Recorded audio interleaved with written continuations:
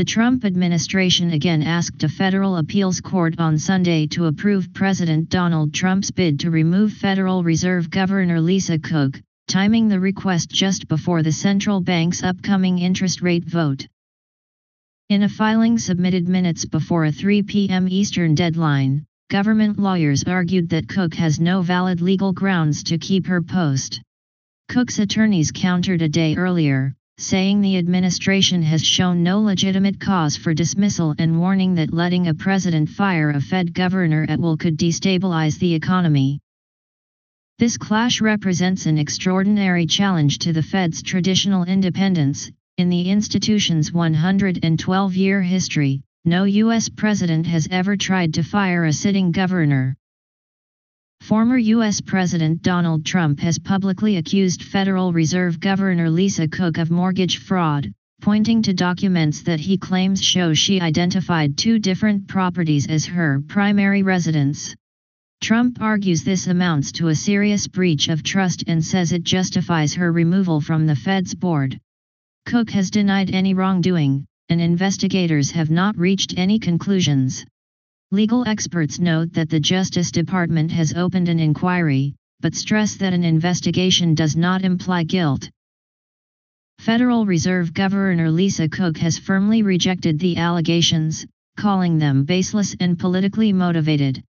Through her attorney, Cook said she accurately described the Atlanta condominium as a vacation or second home on multiple official forms, which she says is fully consistent with mortgage and security clearance requirements.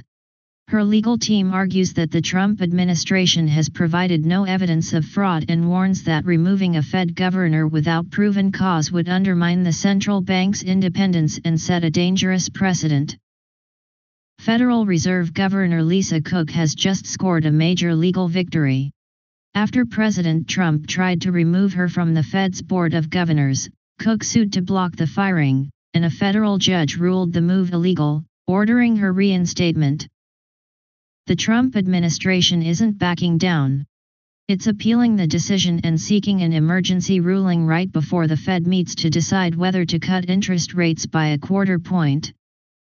This fast-moving showdown pits the White House against the independent central bank, and the outcome could influence U.S. economic policy in the weeks ahead. President Donald Trump's push to fire Federal Reserve Governor Lisa Cook could spark a major court fight over how much power a president really has over the independent central bank.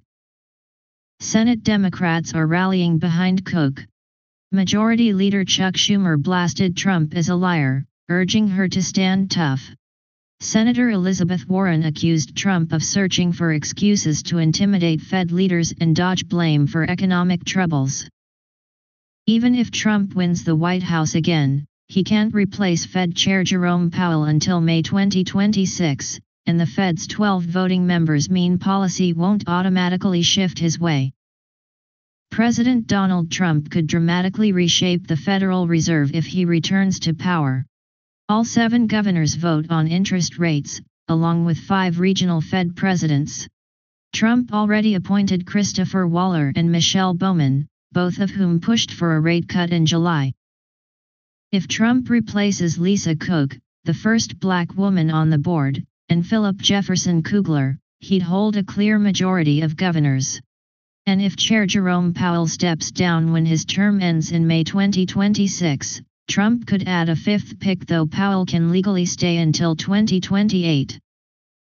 That means the more seats Trump fills, the greater his influence over U.S. monetary policy, despite the Fed's tradition of independence.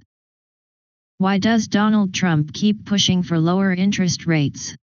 Cheaper borrowing helps businesses and consumers spend more, which can speed up economic growth. It also lifts the stock market, something Trump loves to showcase as proof of success. Lower rates make it cheaper to service the nation's massive debt, easing pressure on the federal budget. And during an election year, a strong economy and rising markets can boost voter confidence. Bottom line, cheap money fuels quick growth and big market gains, fitting perfectly with Trump's economic and political goals. President Donald Trump is again pressuring the Federal Reserve to slash its key interest rate, now around 4.3%. He argues cheaper money would cut the government's $37 trillion debt costs and boost the housing market. Fed Chair Jerome Powell is holding firm, warning that Trump's broad tariffs could raise inflation and slow growth, so the central bank wants more data before moving. Economists also note that mortgage rates and other borrowing costs don't always fall just because the Fed cuts. And in a political twist, Trump has even revived mortgage fraud accusations against Democratic rivals like Adam Schiff and Letitia James.